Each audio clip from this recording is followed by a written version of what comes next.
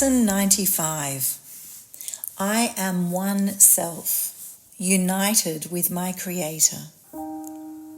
Today's idea accurately describes you as God created you. You are one within yourself and one with Him. Yours is the unity of all creation. Your perfect unity makes change in you impossible. You do not accept this, and you fail to realize it must be so, only because you believe that you have changed yourself already. You see yourself as a ridiculous parody on God's creation, weak, vicious, ugly, and sinful, miserable and beset with pain. Such is your version of yourself, a self divided into many warring parts, separate from God and tenuously held together by its erratic and capricious maker to which you pray. It does not hear your prayers, for it is deaf. It does not see the oneness in you, for it is blind. It does not understand you are the Son of God, for it is senseless and understands nothing. We will attempt today to be aware only of what can hear and see and what makes perfect sense. We will again direct our exercises towards reaching your one self, which is united with its Creator. In patience and in hope, we try again today. The use of the first 5 minutes of every waking hour for practicing the idea for the day has special advantages at the stage of learning in which you are present. It is difficult at this point not to allow your mind to wander if it undertakes extended practice. You have surely realized this by now. You have seen the extent of your lack of mental discipline and of your need for mind training. It is necessary that you be aware of this, for it is indeed a hindrance to your advance. Frequent but shorter practice periods have other advantages for you at this time. In addition to recognizing your difficulties with sustained attention, you must also have noticed that unless you're reminded of your purpose frequently, you tend to forget about it for long periods of time. You often fail to remember the short applications of the idea for the day, and you have not yet formed the habit of using the idea as an automatic response to temptation. Structure, then, is necessary for you at this time, planned to include frequent reminders of your goal and regular attempts to reach it.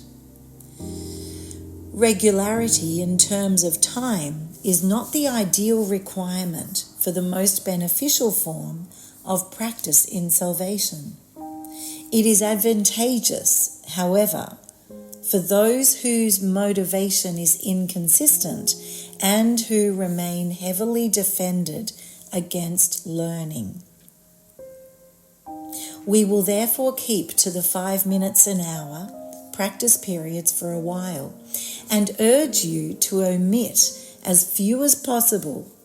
Using the first 5 minutes of the hour will be particularly helpful since it imposes firmer structure. Do not, however, use your lapses from this schedule as an excuse not to return to it again as soon as you can. There may well be a temptation to regard the day as lost because you have already failed to do what is required. This should, however, merely be recognized as what it is, a refusal to let your mistake be corrected, and an unwillingness to try again. The Holy Spirit is not delayed in his teaching by your mistakes. He can be held back only by your unwillingness to let them go. Let us therefore be determined, particularly for the next week or so, to be willing to forgive ourselves for our lapses in diligence and our failures to follow the instructions for practicing the day's idea. This tolerance for weakness will enable us to overlook it rather than give it power to delay our learnings. If we give it power to do this, we are regarding it as strength and are confusing strength with weakness. When you fail to comply with the requirements of this course, you have merely made a mistake. This calls for correction and for nothing else. To allow a mistake to continue is to make additional mistakes based on the first and reinforcing it. It is this process that must be laid aside, for it is but another way in which you would defend illusions against the truth.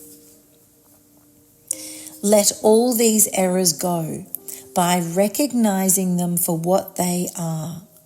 They are attempts to keep you unaware you are one self, united with your Creator, at one with every aspect of creation, and limitless in power and in peace. This is the truth, and nothing else is true. Today we will affirm this truth again and try to reach the place in you in which there is no doubt that only this is true. Begin the practice periods today with this assurance, offered to your mind with all the certainty that you can give. I am one self, united with my Creator, at one with every aspect of creation, and limitless in power and in peace. Then close your eyes and tell yourself again, slowly and thoughtfully, attempting to allow the meaning of the words to sink into your mind, replacing false ideas. I am one self. Repeat this several times and then attempt to feel the meaning that the words convey. You are one self, united and secure in light and joy and peace. You are God's Son, one self, with one Creator and one goal, to bring awareness of this oneness to all minds, that true creation may extend the allness and the unity of God. You are one self, complete and healed and whole, with power to lift the veil of darkness from the world and let the light in you come through to teach the world the truth about yourself. You are one self in perfect harmony with all there is and all that there will be. You are one self, the Holy Son of God, united with your brothers in that self, united with your Father in His will. Feel this one self in you and let it shine away all your illusions and your doubts. This is yourself, the Son of God himself, sinless as its creator, with his strength within you and his love forever yours.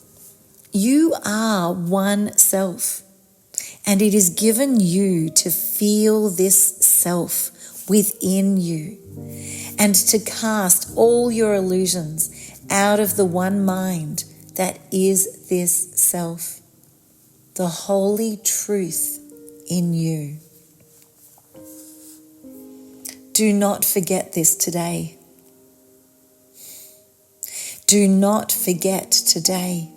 We need your help, your little part in bringing happiness to all the world. And heaven looks to you in confidence that you will try today. Share then its surety, for it is yours. Be vigilant. Do not forget today. Throughout the day, do not forget your goal. Repeat today's idea as frequently as possible, and understand each time you do so, someone hears the voice of hope, the stirring of the truth within his mind, the gentle rustling of the wings of peace.